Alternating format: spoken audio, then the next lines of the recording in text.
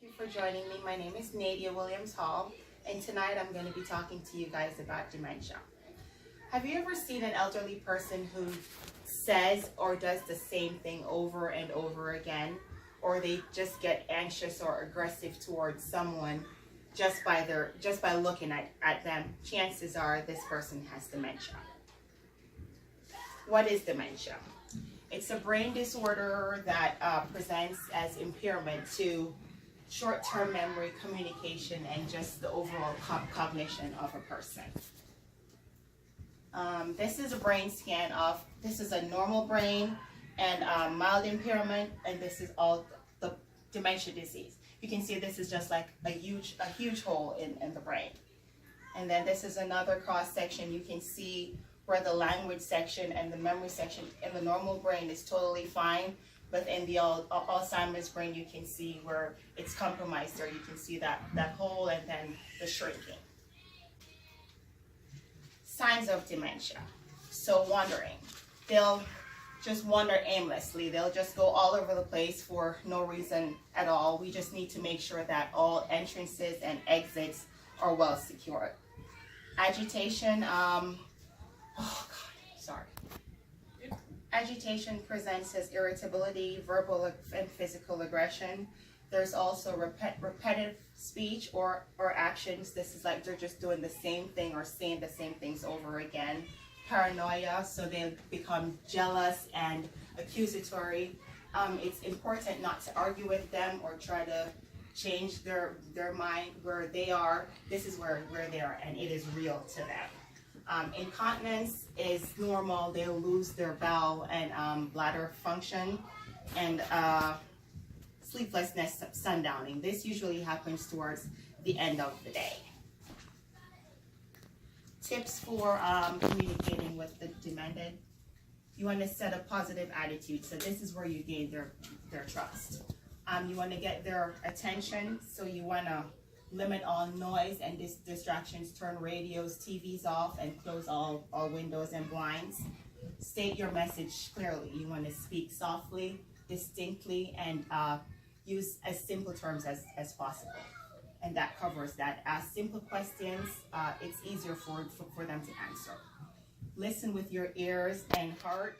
So you want to be patient, allowing them time to answer. When the going gets tough, distract, redirect. So you want to change the subject or the environment with that. Remember the good old days. So they may not remember 5 minutes ago, but 45 years ago is soothing to them. You want to go through like old albums or old family movies. Caring for someone with dementia, what works best? So supportive. You want to offer them your name. I'm Nadia. What's your name? Offer background. I'm from Kingston. I'm from Missouri. Where are you from? You want to tell them they look great. You know, your hair is pretty like that. You know, you look good in yellow. Give simple info. So you want to, excuse me, you want to tell them, you want to use your words and your, so you want to use simple info. So you want to combine visual and verbal. So you want to, when you're telling them it's time to go somewhere, you want to point. So it's time to go to bed. It's time to go to dinner. You want to show them where.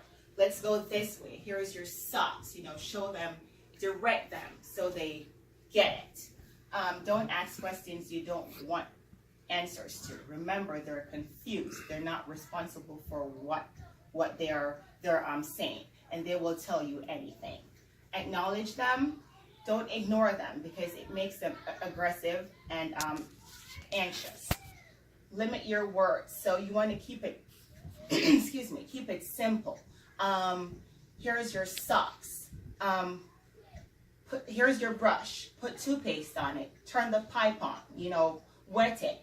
Brush your teeth. So give them simple steps command. And wait. You want to give them time to comprehend things. Okay, so I'm gonna, whenever you guys go home, I'm gonna give you something to do. You're gonna get a mirror, and you're going to get a paper. You're going to put the paper on the table. You're going to hold the mirror up to where you can see the paper from the mirror. You don't want to look directly on it. You're going to get a pencil. You're going to draw a house with windows and a door. You're going to draw a driveway leading up to it and a person walking up to the house. And whatever you see, remember, this is how a demented person functions. This is how their brain works. So with that being said, it's not your job to fix them. It's your job to be accommodating. They're in the here and now. You can't fix them. You can only fix yourself. Thank you.